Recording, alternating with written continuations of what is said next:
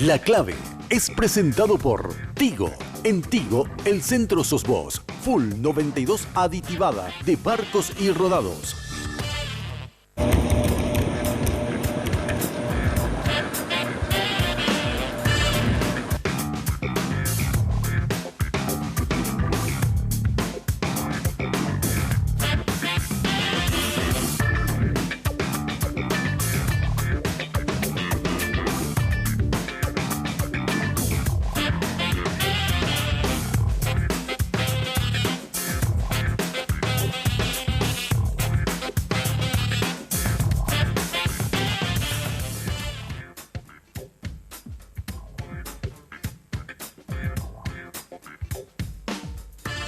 Muy buenas noches. Bueno, esta noche vamos a estar, lo voy a decir claramente, con el periodista más lúcido de la República del Paraguay, Benjamín Fernández Bogado. Buenas noches, ¿cómo estás? Buenas noches, Germán. Un gran gusto estar en tu casa, estar en tu programa y estar con tu audiencia. Bueno, realmente un placer tenerte, Benjamín. Te conozco hace mucho tiempo, de la década del 90. Tuve el placer de estar en tu casa, en Cacupé. Bueno, no sé, bueno, la casa de tus padres, en Cacupé, y bueno, participé un poco en tu evolución de lo que fue la década del 90 y lo que sos hoy, no solo a nivel nacional, sino principalmente a nivel internacional. Ser respetado y dar conferencias y estudiar en Harvard no es poca cosa. Bueno, ha sido sí una evolución muy interesante. Yo soy una persona de 55 años, muy unida a la televisión hasta el siglo pasado. Soy un periodista del siglo XX, porque me fui a los 39 años. Y desde esa fecha me ha sido muy difícil volver a los sets de televisión. Quizás porque siempre tiene un ricto de nostalgia, o porque probablemente no encuentro todo lo que había encontrado anteriormente y que me abrió posibilidades a ver el mundo desde una dimensión nueva. Suelo decir que pasé de contar historias a vivir historias, y eso ha sido para mí una etapa muy rica en estos últimos 16 años. Bueno, para la gente que por ahí hay gente que no le conoce, tenemos un video sobre Benjamín Fernández Bogado. Hoy en La Clave, Benjamín Fernández Bogado. Su nombre es marca de respeto, confianza y profesionalismo. Es doctor en Derecho, periodista y profesor universitario. Ha hecho estudios de posgrado en las universidades de Navarra, España, Oxford, Minnesota y Harvard de los Estados Unidos. Es autor de más de 15 libros sobre comunicación, derecho a la información, gobernabilidad, transparencia y política. Es conferencista internacional sobre estos temas y director de Radio Libre y el periódico 5 Días, considerado uno de los oradores más fascinantes de América Latina. En el programa lo tenemos de invitado para hablar sobre la realidad nacional, la que nos toca a cada uno. ¿Cómo viste el año 2015 desde el punto de vista político, Benjamín? Bueno, ha sido un año que yo creo que marcó el despertar de una generación, la generación universitaria, la generación secundaria, que ha dicho que no solo no le gusta la educación que recibe, sino que fundamentalmente se da cuenta de que puede ser la primera generación de paraguayos que no supere a sus padres. Eso estuvo detrás de la sentata de estudiantes el 21 de septiembre, y en esa extraordinaria épica universitaria desde el 22 de septiembre que se cobró a un rector y a 12 decanos. Yo creo que eso no ha sido un hecho menor. Por el otro lado, también ha habido una visita del Papa muy trascendente para el país, porque este no es solo un personaje religioso trascendente, sino también es un personaje político.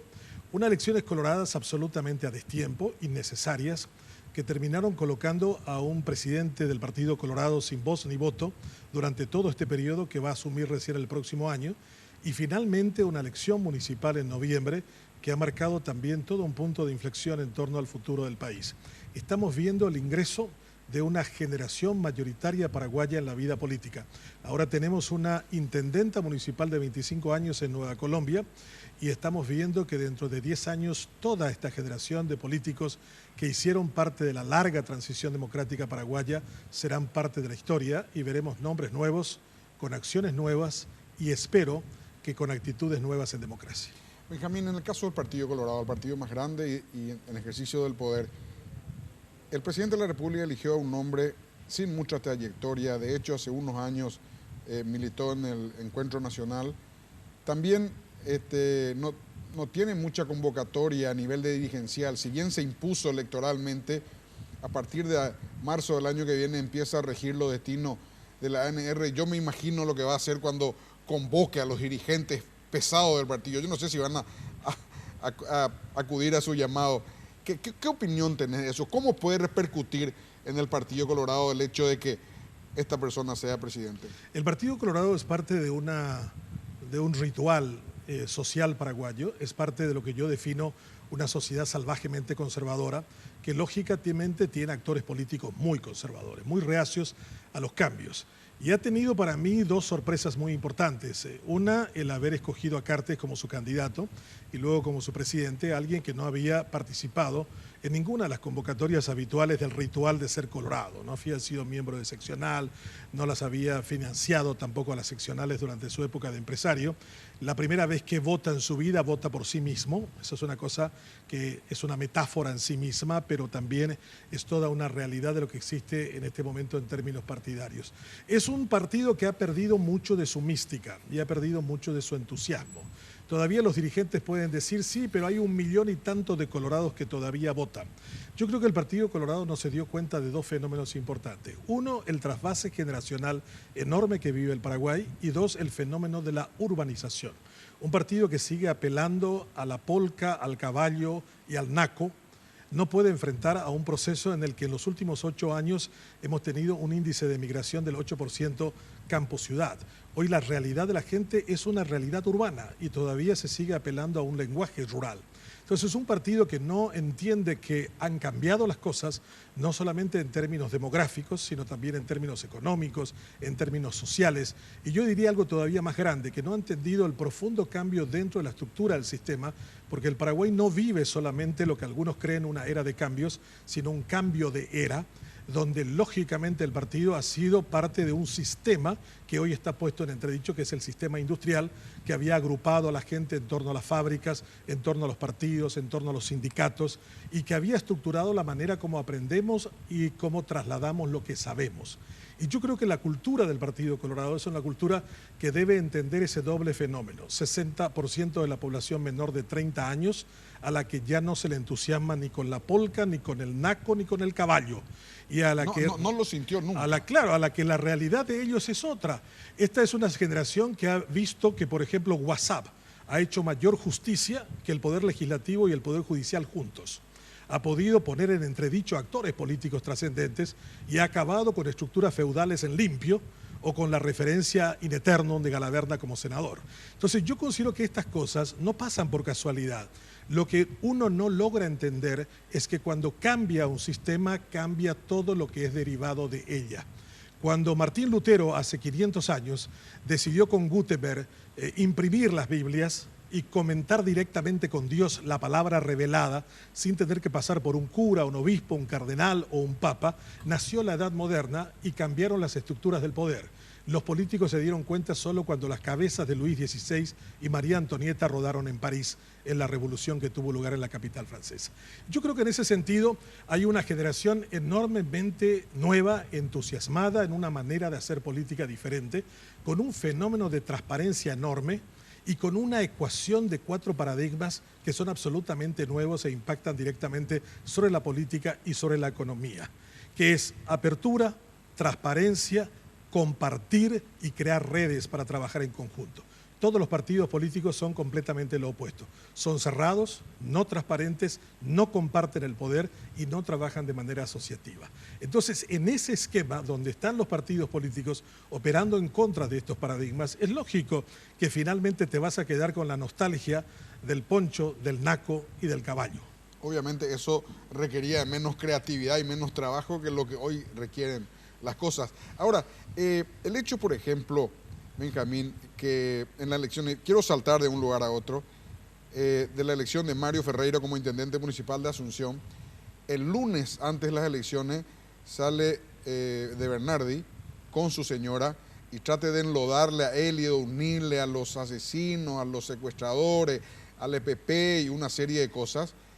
El viernes, sorpresivamente, y probablemente con ningún antecedente en la historia política paraguaya, sale un obispo, presidente de la Conferencia Episcopal Paraguaya, a decir que no había que votar por un candidato el viernes. Es muy fuerte. Sin embargo, el elector directamente ignoró esos dos llamados. Ignoró esos dos llamados y le dio una ventaja de más de 21.000 votos. Entonces, ¿qué significa eso en términos? La explicación es que el elector paraguayo cada vez sabe más lo que no le gusta. Todavía no sabe muy bien lo que le gusta, pero sabe que ya no quiere familias empotradas en las estructuras del poder que se mantienen largo tiempo, solamente porque eso es un business familiar. Saben perfectamente de que cuando no se hace bien las cosas y hay menos paciencia para lograrlo, a partir del próximo lunes la gente solo va a tener memoria de Ferreiro. Nadie se acordará de Samaniego, de Eva, ni de Martín Burt, de ninguno de los que fueron intendentes municipales. Moisés Naín acaba de sacar un libro muy interesante, se llama El fin del poder. Y él dice en el análisis, hoy es muy fácil alcanzar el poder, muy difícil sostenerse y muy fácil perderlo. Entonces, ¿qué es lo que acontece con el poder? La lógica del poder, que anteriormente estaba sostenida sobre una ideología, sobre una estructura partidaria, no se sostiene hoy más que en la bronca de la gente que escoge a alguien porque no le gusta a otro. Si tú miras en la cantidad de votos obtenidos por Ferreiro, supera pero casi en 80.000 votos a los que obtuvieron sus dos representantes en la Junta Municipal. O sea, esta población paraguaya vuelve a castigar de la misma manera como lo había hecho con Lugo, a quien le dio la presidencia de la República, pero no le dio el control del Congreso, ni en la Cámara Baja, ni en la Cámara de Senadores. Tenía 5 representantes, finalmente Fernando Lugo, y no supo manejar la alianza con los liberales. Entonces yo considero que aquí hay mucho, yo sé lo que no me gusta, yo sé lo que voy a castigar si no lo haces rápido ni pronto.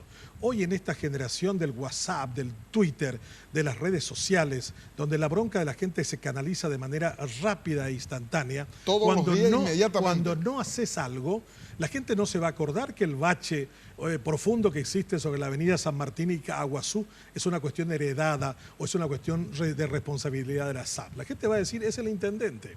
Y si pasa algo con Cateura, que espero que no ocurra, esa tragedia nacional va a ser de responsabilidad exclusiva del intendente municipal.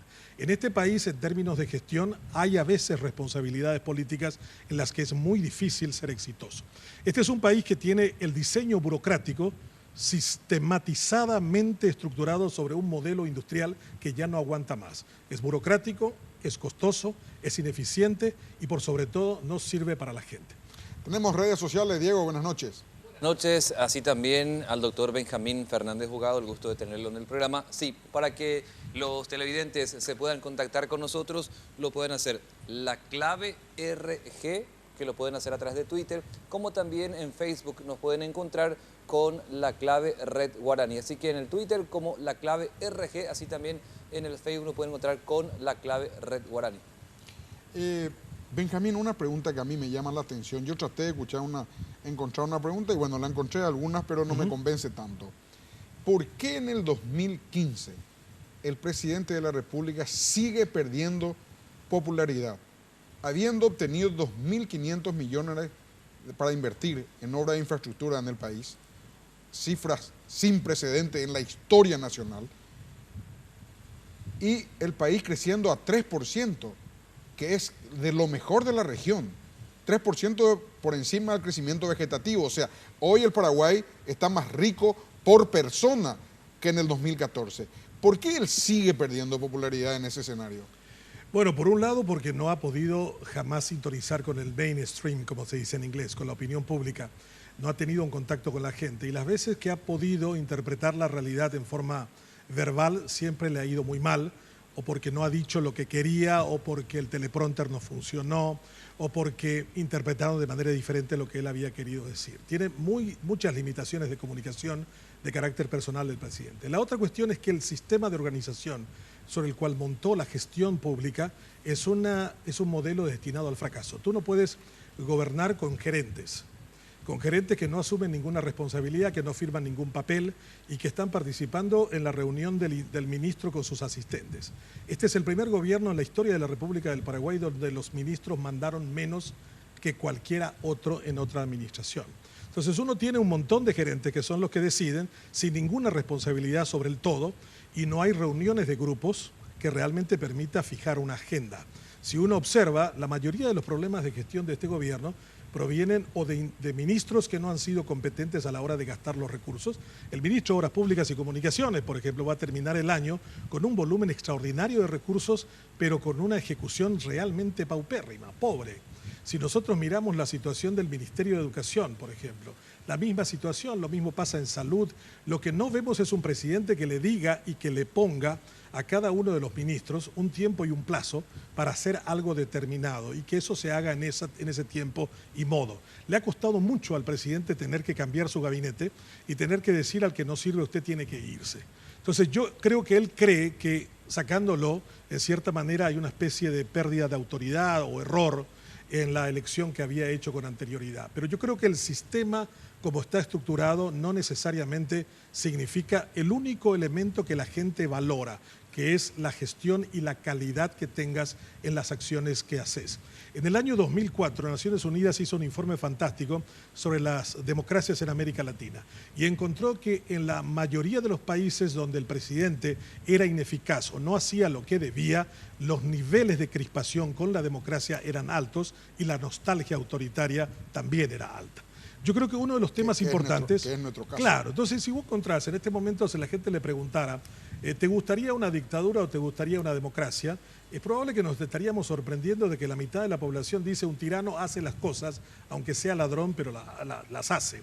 Y sin embargo los demócratas lo único que han hecho es llenar el tribunal electoral con casi 7.000 personas, donde están las amantes, los corruptos, los que hacen par las suegras y las mujeres, como si fuese una especie de califato árabe, allí en ese sitio, manejado por alguien determinado, pero realmente nuestro problema en lo que yo quería que él fuera eficiente fue en transformar este Estado. Este es un Estado diseñado y preparado para impedir el desarrollo del Paraguay.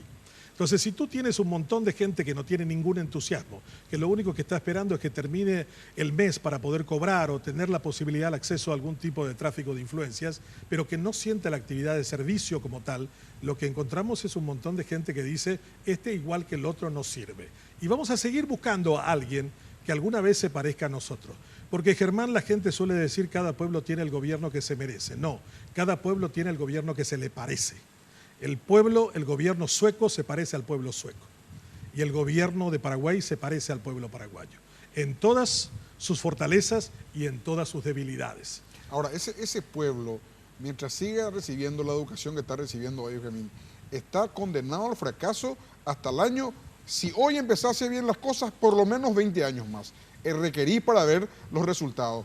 ¿Cómo puede ser que la ministra de Educación sea la que diseñó el sistema que hoy ella misma dice que fracasó y quiere cambiar? ¿Cómo puede ser que la ministra de Educación lo ejecutó siendo viceministra de Educación 5 años, el plan que ella misma diseñó? O sea, esto le da a cualquier estudiante de cualquier universidad seria del mundo y te dice, no, vos me estás farreando. ¿Cómo la que diseñó y la que implementó va a ser la que hoy va a volver a cambiar? Sí, esa es una cuestión que yo he dicho muchas veces y creo que me parece muy bien que te dieras cuenta y que también subrayaras. El Paraguay se encuentra en el puesto 140 en calidad educativa de 140 países. O sea, Paraguay es el país colero. O sea, el resto de los 60 no se le mide. No, el resto, los países no forman parte de esta medición que hace el Foro Mundial en materia económica. Paraguay es el último país. Este es un país que tiene, yo vivo en Fernando de la Mora, a 7 kilómetros del Ministerio de Educación, y hay una escuela llamada Saldívar, donde hay chicos del 6º grado que no saben leer ni escribir. Cuando yo pregunto cómo pasaron, y dice, el ministerio nos dice que no debemos aplazar, que en las estadísticas todos deben pasar. Un ministerio que le importa mucho más la distribución del kit escolar o la distribución de la merienda y no lo que enseña, un vaciamiento absoluto de los maestros como actores fundamentales del proceso educativo y con una muy baja inversión en materia educativa. Este país invierte 1.000 millones de dólares en educación primaria, secundaria y universitaria. La semana pasada estuve en la Universidad de Guadalajara, en México, que es la segunda universidad más grande de ese país, 125.000 estudiantes, y en ese lugar invierten 2.300 millones de dólares en educación. ¿En una sola universidad? Sí, señor. La UNAM, que es la número uno, tiene 3.100 millones de dólares de inversión. Entonces, ¿solo la universidad? Claro, y con un... A ver, pero te entiendo bien, Benjamín. Sí. Disculpame que te vuelva a preguntar 2 veces. Solo la universidad, más de 3.000 millones de dólares. 3 veces más lo que invierte el Paraguay, la UNAM. Con 7 millones de habitantes. 600, no, la UNAM tiene 650.000 estudiantes y tiene 43.000 profesores. Yo soy profesor de la UNAM. Y en ese lugar realmente uno se da cuenta lo lejos que estamos en materia económica. A mí me tocó un día, hace varios años, visitar Singapur, un país que era un país pobre, marginal, una ciénaga, $140 de ingreso per cápita hace 50 años. Hoy tiene $72.000 de ingreso per cápita. Cero corrupción, cero criminalidad, 642 kilómetros cuadrados, 5 millones de habitantes, número 1 en educación. Y recuerdo haber conversado con Lee Kuan Yew, que fue el gran impulsor de la educación y de la política de Singapur, el padre fundador. Y yo le dije, ¿cuánto invirtió usted en educación para transformar este país en lo que era una ciénaga a un país desarrollado? Me dijo 20% del PIB. 20% del PIB, eso es increíble. ¿Cuánto invierte usted? Me dijo en Paraguay. En Paraguay mi país invierte 2.8 en democracia y Stroessner invirtió 1% del Producto Interno Bruto en educación durante 35 años. Entonces Lee Kuan Yew bajó la cabeza y me dijo, ¿cómo siguen siendo país? ¿Cómo funciona la justicia? ¿Cómo funcionan las Fuerzas Armadas? ¿Cómo funciona la policía? ¿Cómo funciona la familia? Con un 2.8 de inversión en materia educativa, ese país no puede ser un país. Y lógicamente yo le pregunté lo que me preguntas tú, o lo que está implícita en tu pregunta, ¿en cuánto tiempo se sale con una inversión del 20 del PIB? Me dijo, eso usted va a ver los primeros logros en 5 años. En 10 años usted va a ver toda una realidad absolutamente cambiada. Y si usted comienza a formar a su élite para prepararse en áreas estratégicas, Jeffrey Sachs vino aquí a Paraguay y se asustó de lo que habíamos hecho con Itaipú. Me dijo, yo no sé, Benjamín, si ustedes son estúpidos o son corruptos. No puede ser que Brasil les haya engañado en términos de relación hidroenergética durante tanto tiempo. ¿Cómo no tienen ustedes un calculista financiero en Itaipú que dijera cómo están pagando 11% de interés sobre la deuda cuando en la calle en Brasil el interés es del 5%? ¿Cómo le están dando a Brasil al $14 el megawatt la energía que ustedes no usan cuando ellos venden esa energía a 84 y a 120? Ustedes deberían haber pagado toda la deuda hace más de 5 años y recibir 1.500 millones de dólares anuales por el ingreso o por la venta de energía. Ustedes tendrían que haber apalancado su desarrollo. ¿Tú sabes cuántos abogados especializados en represas tenemos en Paraguay? 0. ¿Cuántos economistas especializados en represas tenemos? 0. ¿Cuántos financistas especializados? Claro. Yo le digo solo una cosa, ¿cuánta gente sabe medir el impacto de la mala educación? ¿Cuántos economistas en educación tiene el Paraguay? 0. Pero Benjamín, la que diseñó, la que implementó, es la que ahora dice que fracasó y dice que yo voy a liderar el cambio. Vamos a hacer una breve pausa. Bueno, eso se llama cinismo. Eso se llama cinismo. Pausa y volvemos.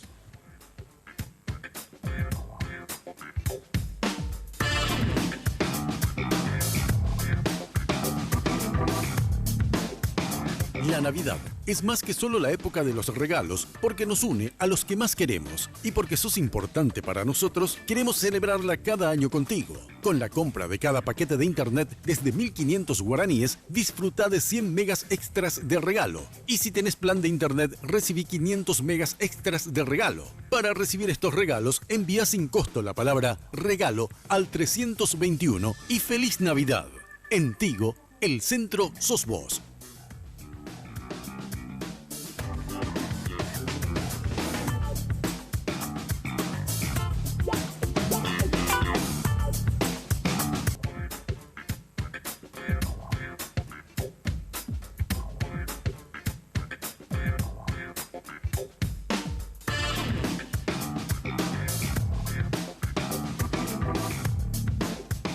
La Navidad es más que solo la época de los regalos, porque nos une a los que más queremos. Y porque sos importante para nosotros, queremos celebrarla cada año contigo. Con la compra de cada paquete de internet desde 1.500 guaraníes, disfruta de 100 megas extras de regalo. Y si tenés plan de internet, recibí 500 megas extras de regalo. Para recibir estos regalos, envía sin costo la palabra regalo al 321 y ¡Feliz Navidad!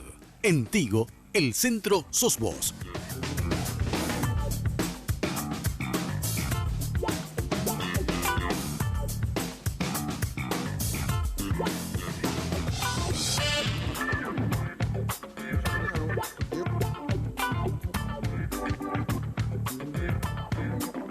Bueno, Benjamín, ahora quiero ir a los liberales. Y en los liberales ocurre algo que que a mí me llama la atención. En la Cámara de Senadores hay 7, 8 liberales cartistas, más cartistas que el 60% de la bancada colorada. En la Cámara de Diputados hay unos 5 o 6 liberales cartistas también. Bueno, por ahí no hacen tanta falta porque el Partido Colorado tiene mayoría propia. Pero en la Cámara, y no pasa nada. Es decir, esto no se ve ni una democracia del mundo. Vos conocés cuánta democracia, Benjamín.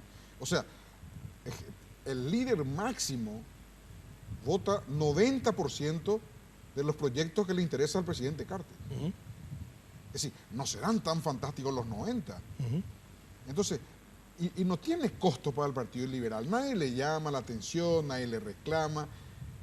¿Cómo ocurre bueno, eso? yo creo que eso en el fondo, al principio, puede tener un sentido de objetividad, en el sentido de apoyar a un gobierno que quiere venir a hacer las cosas de manera distinta. Y pudieron haber hecho los liberales el siguiente cálculo también. Este no es Colorado realmente como el Colorado habitual que conocemos. Vamos a tratar de potenciarlo de manera que fragmente aún mucho más el Partido Colorado por dentro. Lo que creo que sí falta es una visión país, tanto en los liberales cartistas o no cartistas. Yo creo que el hecho de que no hayan tenido candidato en Asunción ya es una llamada de alerta de que realmente si el partido continúa no siendo un partido atractivo, movilizador de la gente joven fundamentalmente, podría terminar como el Partido Conservador en Colombia, que fue un gran partido, que tuvo varios presidentes. Pastrana fue un presidente conservador en los últimos años, pero hoy tiene el 2% del electorado colombiano. Hoy uno ve que los ganadores de las internas en gobernación o en intendencias en Medellín o en Antioquia son de partidos nuevos. En la Argentina está ocurriendo una cosa igual, donde la Unión Cívica Radical termina apoyando a Macri porque no hay una opción dentro de este partido, el partido de Balbín, de Alfonsín, de tener una figura atractiva. Los liberales han perdido también la misma mística y el mismo entusiasmo en ser partidos aglutinantes, porque son partidos que no sintonizan con estos cambios de los que le hablé inicialmente. Yo creo que la gente, los partidos han perdido la capacidad de comunicarse. Están hablando un idioma que no es el idioma mayoritario de la gente, todavía siguen apelando a la misma estructura conservadora de votos, pero en la medida que les surjan opciones diferentes que comiencen a contestar la estructura de los partidos tradicionales, pueden darse fenómenos como se han dado en algunas intendencias en los últimos tiempos. O sea, yo creo que una de las cuestiones es que la oposición no le está marcando el paso al gobierno, porque alguien dijo muy bien que de la fortaleza y la calidad de un gobierno habla la oposición. O sea, un gobierno debe sentir el aliento de la oposición en el cuello. Y ahora la oposición está exacto y ayudándolo para que realmente pueda acertar mejor. Se quejan de que el nivel de endeudamiento del país sube, sin embargo, terminan aceptando el pedido de endeudamientos en los últimos meses de manera absolutamente normal y absolutamente consecuente con eso. Yo creo que el mayor riesgo que corren los partidos tradicionales es en esta emergencia grande de gente joven, que es la que va a determinar si estos partidos continúan o no estando en la cartelera política del Paraguay. Y eso va a acontecer, vuelvo a decir, en la próxima década, quizás en el próximo quinquenio. Benjamín, uno de los motivos por los cuales me dicen que Fernando Lugo es el político más popular del país es de que, entre otras cosas, en los hospitales había remedio en su gobierno.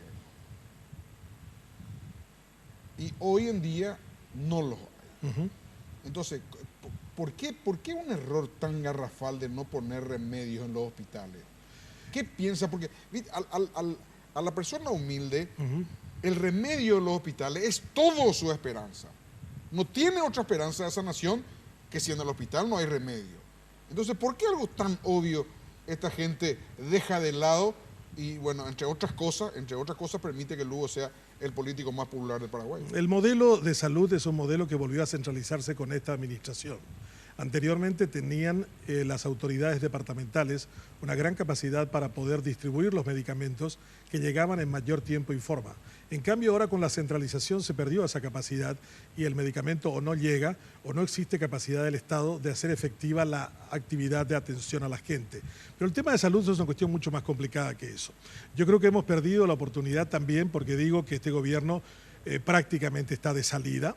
En el Paraguay, en la Constitución que escribimos en 1992, solo se gobierna los 2 primeros años. y ahora estamos yendo para el tercero. ¿Por En el qué tercero esa se idea? consolida. ¿Por Porque dejadez propia o...? porque son 5 años que hemos puesto en la Constitución. Si no tenés los 100 primeros decretos que van a cambiar el país el primer día que gobernás, no vas a hacer absolutamente nada. Acá vino Ruth Richardson, la que fue primera ministra de Nueva Zelanda y la gran transformadora de ese país, y ella me decía, si no tienes 100 decretos que cambien tu país el primer día y los 100 decretos son de nombramientos, no vas a hacer nada. Y realmente para hacer las cosas tenés los 2 primeros años.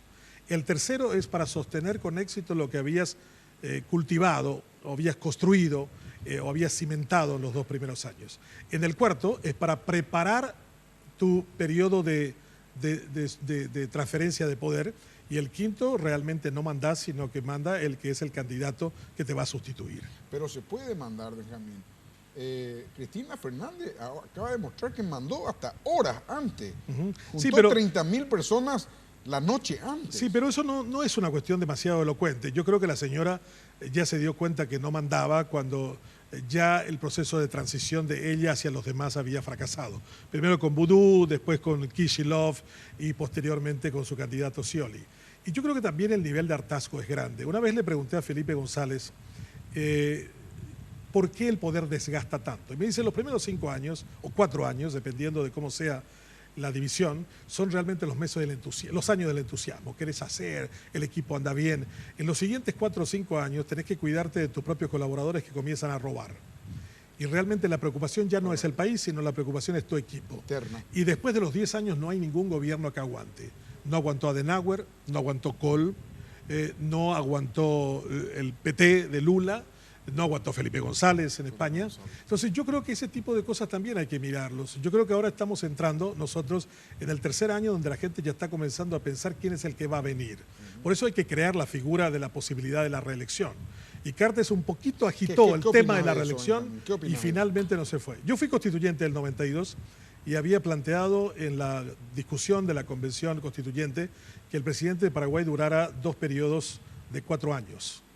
Lamentablemente perdí, la gente quería un solo el gobierno. Americano, exacto, el estilo argentino. Y quería, sí, el sentido americano, ¿no? El tiro americano. Entonces, si es bueno, darle otra oportunidad de 4 años para terminar un ciclo, y si es malo, no tenés que cargártelo un 5.º año o un 6.º año como es en México, o 7 años como eran los tiempos de Mitterrand en Francia.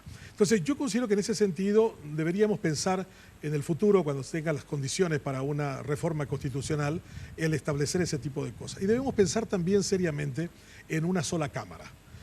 Un país como este, con 7 millones de habitantes, 17 departamentos, no necesita tener 2 cámaras. Debería tener una sola Cámara, como tuvo Paraguay desde 1940 a 1967. Se va a correr un peligro. ¿No? Si hacer representación regional, va a tener la reprisa de la Cámara de Diputados.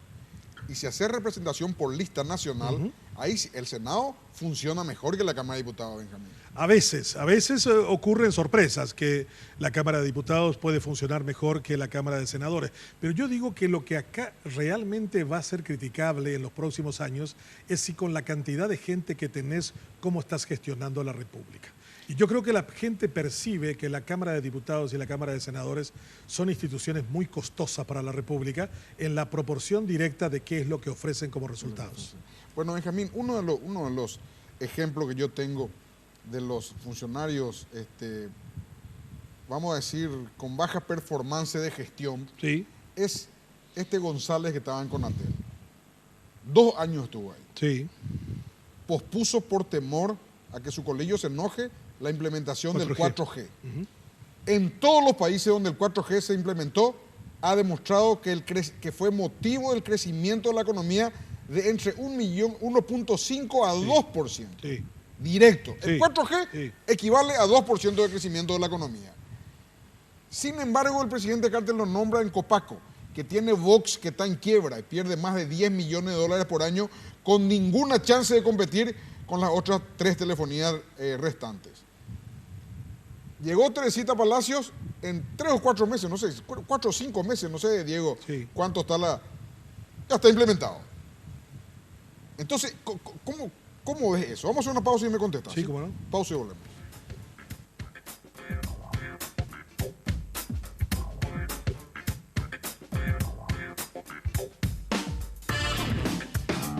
El desempeño de tu auto depende mucho del combustible que le cargas. Barcos y Rodados desarrolló una nueva nafta Full 92 aditivada. Gracias a la calidad de sus aditivos multifunción, la nueva Full 92 aditivada le da mayor rendimiento, mejoran el desempeño del motor, a la vez que mantienen limpias las válvulas de combustible, limpiando el motor con cada nueva carga, dejando el motor como nuevo. Renova tu auto desde el tanque. Carga la nueva Full 92 aditivada. Estaciones de servicios, Barcos y Rodados.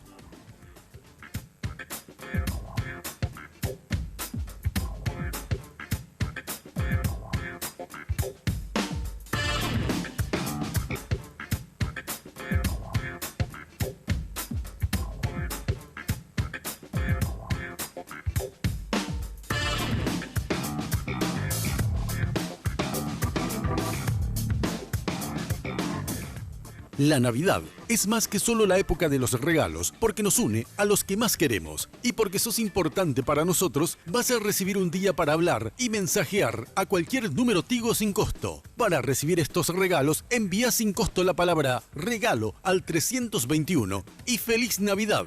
En Tigo, el centro sos vos.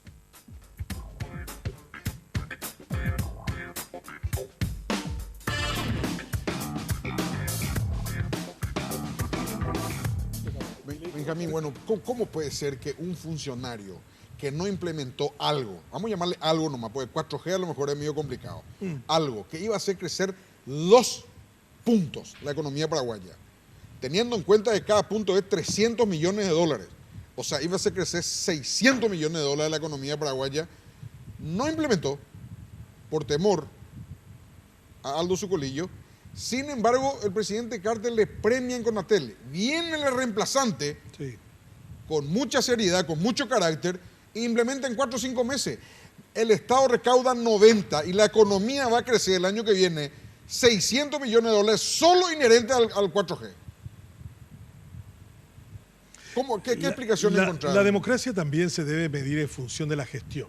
La gente cree que corrupción es echarse al bolsillo un dinero público de todos para un propósito de carácter general y termina siendo para beneficio particular. Pero hay una definición de corrupción que me gusta mucho más que eso, que es corrupción es igual a dejar de hacer. O sea, el costo que tiene para un país el hecho de que no hagas aquello que le conviene a todos en tiempo y en forma, probablemente sea mucho más alto en términos de costos que lo que se roba propiamente en términos materiales.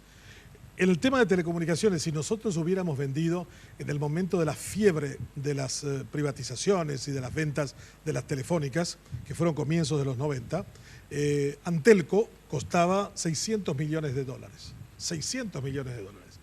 Hoy, si querés vender Copaco con todo lo que tiene, no vale 60 millones de dólares. No lo compra nadie por ese valor. Entonces, uno dice, ¿por qué perdiste una oportunidad de 600 cuando tenés la posibilidad de haberlo hecho comerciable? La otra cuestión que suelo decir yo, en el caso del tema de la alta producción de granos en el Paraguay, 5.000 millones de dólares ganaron los ojeros el año pasado. ¿Cuánto aportaron al fisco? Cero. En los demás países, en la Argentina aportan 32, en Brasil 38, aquí cero. Si nosotros hubiéramos aplicado el 10% del impuesto que tenía que sancionar Cartes al inicio de su gobierno, hubiéramos tenido en caja 1.100 millones de dólares y no hubiéramos tenido que endeudar el país en términos de bonos por dicha cantidad. Entonces uno pregunta, ¿por qué ocurren estas cosas en el Paraguay? ¿Por qué hay fuerzas tan extrañas que finalmente determinan que una cosa se convierta en sinónimo de ineficaz, de corrupta o de incapaz de generar desarrollo para el Paraguay? No tenemos un plan de utilización masiva de la energía eléctrica en un país que tiene el per cápita hidroenergético más alto del mundo. No tenemos una idea en torno a lo que debemos hacer con Ciudad del Este, que tiene un potencial en términos de silicón enorme en esa zona porque tiene muy buena arena y muy alta cantidad de energía. Este es uno de los pocos países en el mundo que hierve el mármol y de lo que hierve el mármol produce cal. Un producto que es 1000 veces inferior al valor del mármol en San Lázaro, de donde le metemos dinamita para romper las piedras, servirlas posteriormente y hacer cal de ellas. Yo siempre suelo decir que si Paraguay tuviera diamante, probablemente el pedazo donde se encuentra el diamante lo utilizaríamos en las casas para sacarnos el barro del zapato o de la sandalia. O sea, y eso tiene finalmente lo que tú decías, la cuestión de la educación. Un país que no tiene educación no tiene conciencia de lo que realmente es. No tiene conciencia del país donde vive. Este es un país de unas oportunidades enormes. Yo lo traje a un gobernador mexicano acá y camino al aeropuerto me dijo, te voy a decir una cosa y espero que no te enojes. Ustedes los paraguayos no se merecen este país. Tienen todo.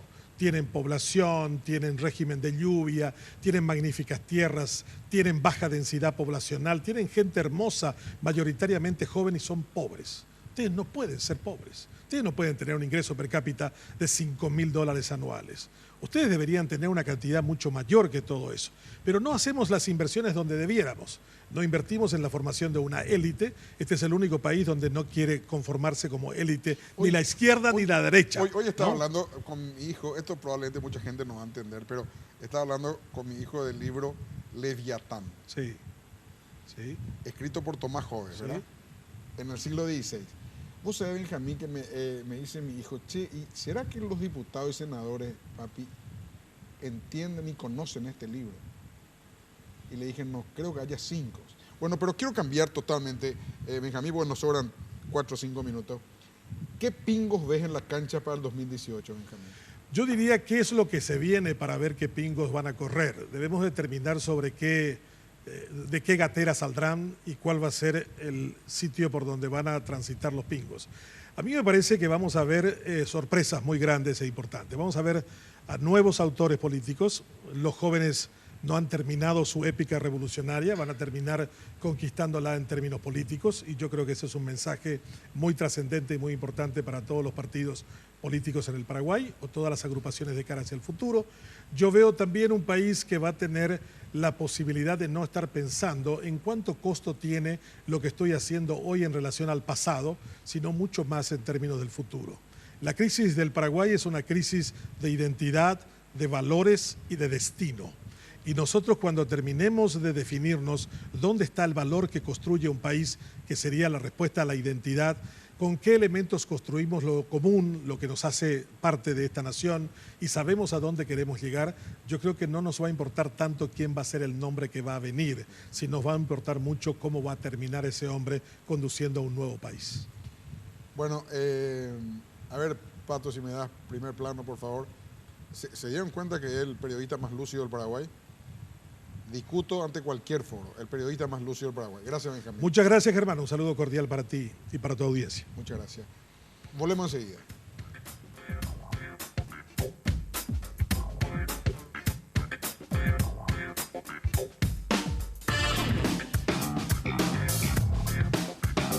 El desempeño de tu auto depende mucho del combustible que le cargas. Barcos y Rodados desarrolló una nueva nafta Full 92 aditivada. Gracias a la calidad de sus aditivos multifunción, la nueva Full 92 aditivada le da mayor rendimiento, mejoran el desempeño del motor, a la vez que mantienen limpias las válvulas de combustible, limpiando el motor con cada nueva carga, dejando el motor como nuevo.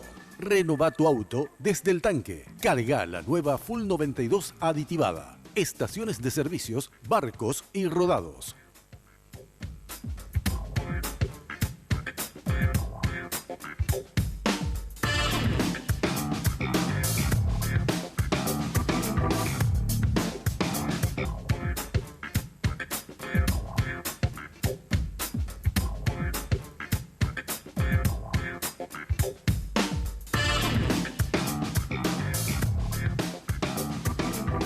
La Navidad es más que solo la época de los regalos, porque nos une a los que más queremos. Y porque sos importante para nosotros, vas a recibir un día para hablar y mensajear a cualquier número Tigo sin costo. Para recibir estos regalos, envía sin costo la palabra regalo al 321 y ¡Feliz Navidad! En Tigo, el centro sos vos.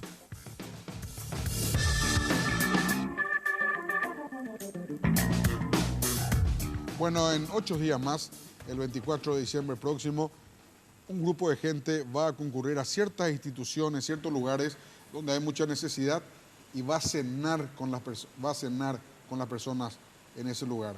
El evento se llama Cenando con Jesús y acá estamos con los dos creadores de Cenando con Jesús. Kira y Brino, ¿cómo estás? Buenas noches. ¿Qué tal, Germán? ¿Cómo estás? Buenas noches.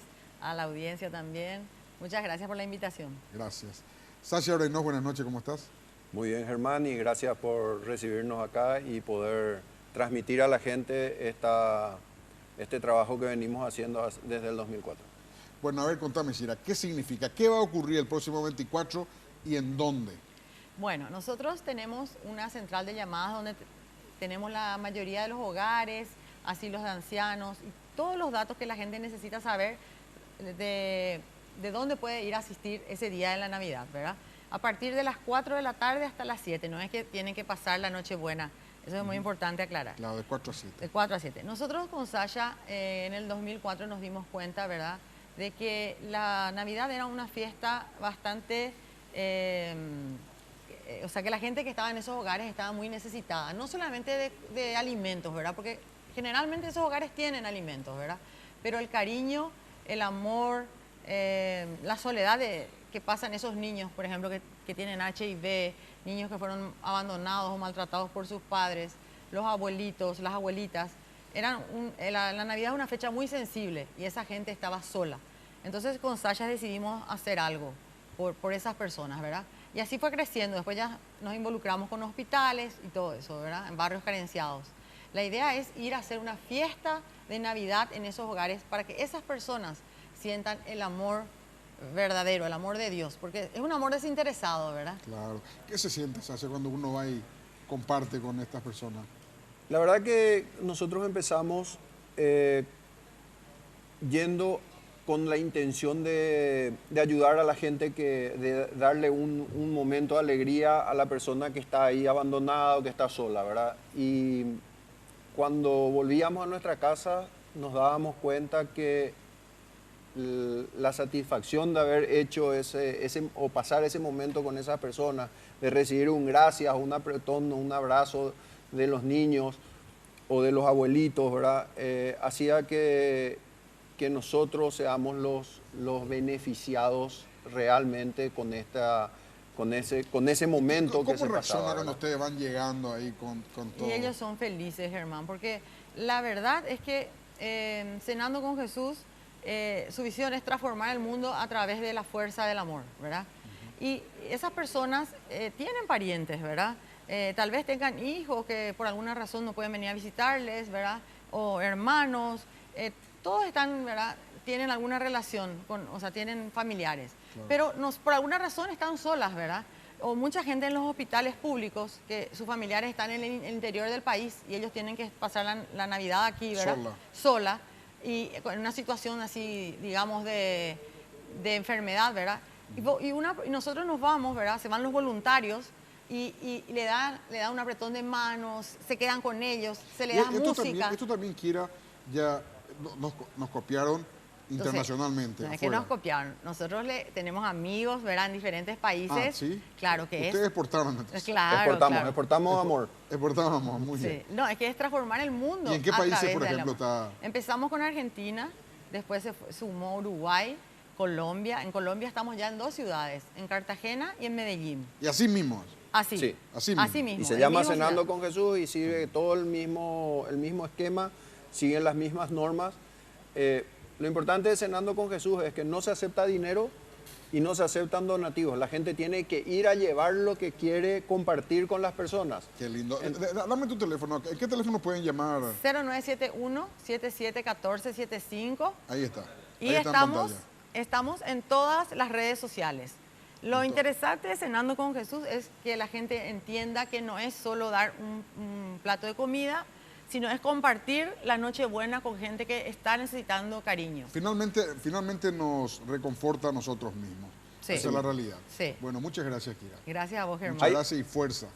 Hay algo, Germán, que quiero agregar. Sí, muchas veces nosotros nos vamos, compartimos, estamos en ese tiempito, porque 1 minuto es suficiente, y no medimos lo que hacemos, ¿verdad? Porque lo que uno realmente al llevar amor y al compartir con esta gente, siembra una semilla que se convierte en un árbol y va a dar frutos dentro de mucho tiempo. Dentro de mucho tiempo. O sea, ese niño al cual vos te fuiste a ayudarle, dentro de unos años, ¿verdad?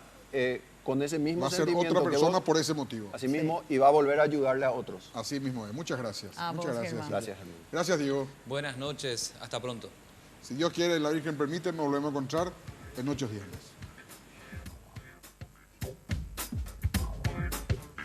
En Tigo, el centro sos vos. Full 92 aditivada de barcos y rodados.